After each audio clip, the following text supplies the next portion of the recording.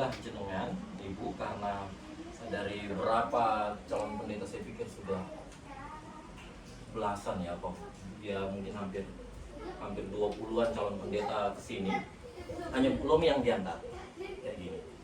Oh gitu? Ya, untunglah Ibu lebih sayang sama jemaatnya, jadi dimanfaatkanlah waktunya, terus ya belajarlah di sini, tetapi jangan lupa saya juga akan belajar dari Ibu, gitu ya.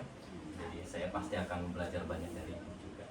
Terus Bapak Ibu majelis, terima kasih sudah mau sowan di sini. Inilah Pastori GKSBS Moro Seneng. Dengan segala kekurangannya, saya minta maaf harus terpotong tadi, saya harus rapat juga. Terus yang perlu panjenengan ketahui bahwa saya punya metode, setiap pendeta, calon pendeta di sini itu berbeda sama mahasiswa. Kalau calon pendeta di sini yang memang bimbingan di sini itu tidak akan saya kasih PA, khotbah, apapun minimal tidak akan memimpin. Karena kenapa? Karena datang ke sini mau buat paper. Jadi fokus saja sama papernya. Saya berharap tidak sebelum sebulan sudah selesai. Nanti kalau sebulan sebelum selesai, boleh khotbah, boleh mimpin PA sana sini, boleh jalan-jalan. Yang penting selesai dulu. Fokus dulu sama tugas utamanya. Jadi begitu kalau di sini Pak, dia tidak akan saya bebani apapun selain tugas pokoknya itu. Kalau lagi kerja tolong buka pintunya supaya saya tahu kalau masih hidup. Saya tidak. Ini di rumah Pastori GKSBS Moro Seneng, di gerejanya. Gede gerejanya. Sehari semalam itu buat saya. Jemaatnya ada 400 jiwa, 3 kelompok. Ini di rumah pastorinya, di pohon alpukat lagi berbuah banyak. Ada ikannya.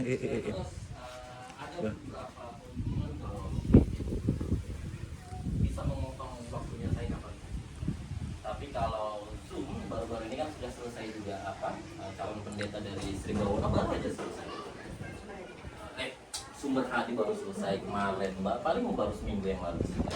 Saya ACC baru selesai dia milih Zoom. Itu artinya pasti prosesnya akan lebih lama karena saya juga harus menyesuaikan dengan waktunya saya kan. Kalau kayak gini beruntunglah kalau memilih living seperti ini, Mbak. Ibu boleh motong waktunya saya kapan saja. Saya ada di situ terus, tapi kadang-kadang saya ke situ juga untuk lihat Ibu sekali. Terus yang penting juga sama majelis jemaat ketahui bahwa targetnya akan saya sampaikan dan Ibu boleh tawar itu. Jadi kita tentukan targetnya di mana nanti. Saya mohon juga pengertiannya majelis jemaat karena dia harus sampai pada target itu. Saya pernah membimbing sampai 3 bulan di sini, ya, dan saya tidak ACC. Itu saya. Kalau saya bilang tidak. Jadi artinya proses belajarnya harus betul-betul. Kalau hanya dilihat ini seremoni atau hanya memenuhi tata gereja, jangan sama saya. Itu yang selalu saya bilang juga sama Pak Erik. Nanti calon pendetanya kalau sama saya susah sendiri kalau seandainya hanya dalam rangka atau majelis jemaatnya hanya melihat ini sebagai rutinitas yang harus dilewati oleh calon pendeta untuk bisa mendapatkan pentabisan itu, pasti akan mengalami kesulitan sama saya kalau di situ mindsetnya. Tapi kalau melihat ini sebagai proses belajar, oke. Saya dari Duta Wacana juga, tetapi saya merasa bahwa proses aplikasi belum dari Duta juga. Angkatan 2012. Oh, sedikit selisihnya kita. Nah, dia selisihnya gini, dia sekolahnya agak telat, harusnya 2006. Nah, maksudnya saya selisih angkatannya dikit, saya dekat-dekat 2012, jadi umurnya saya pikir nggak jauh lah ya, masih sepantaran lah kita, 17-an sekitar segitu lah ya. Jadi saya pikir gitu ya, Bapak Ibu Majelis Jemaat, ada contoh kayak calon pendeta yang suka diteleponi sama majelis jemaatnya. Saya selalu bilang boleh, itu saya. Jadi contohnya disuruh pulang, boleh nggak? Boleh, pasti saya jawab boleh, pulang. Yang suruh yang sering pulang itu dia harus selesaikan 6 bulan akhirnya di sini bimbingan, karena dari waktu pertama sampai saya mau ACC itu 6 bulan. Akhirnya kan kesulitan sendiri calon pendekatnya. Nah, yang mau saya jelaskan tadi sama Bu Lomi, saya dari Duta Wacana juga, tetapi saya tidak merasa tahu semua GKSBS. Saya butuh meng-GKSBS-kan dirinya saya. Itulah proses aplikasi.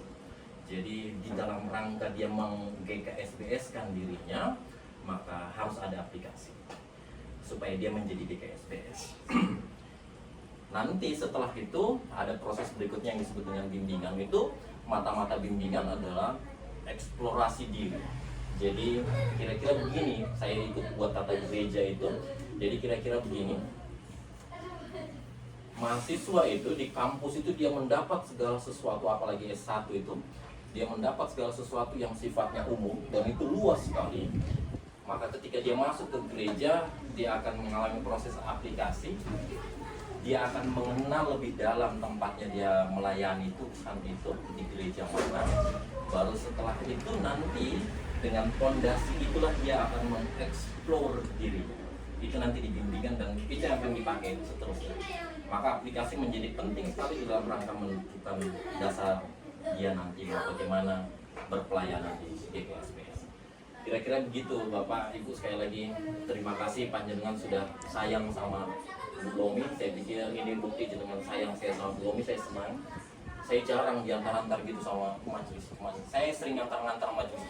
Saya pernah tua dia, tapi saya jarang diantar-antar gitu. Bu Lomi berbahagia lah Bu, Ibu disayang. Kalau mau diantar kayak gini disayang. Nah, saya pikir kasih sayang itu dimanfaatkan lah, belajarlah dengan sungguh-sungguh. Saya juga akan belajar dari Ibu dengan sungguh-sungguh. Gitu kira-kira Oke, mantap. Mau sowan mriki. Ini jam 4 sore hari Jumat 20 Oktober 2023. GKSBS Moro Seneng. Banyak yang ditangani di sini dan berbagai macam tadi yang disampaikan.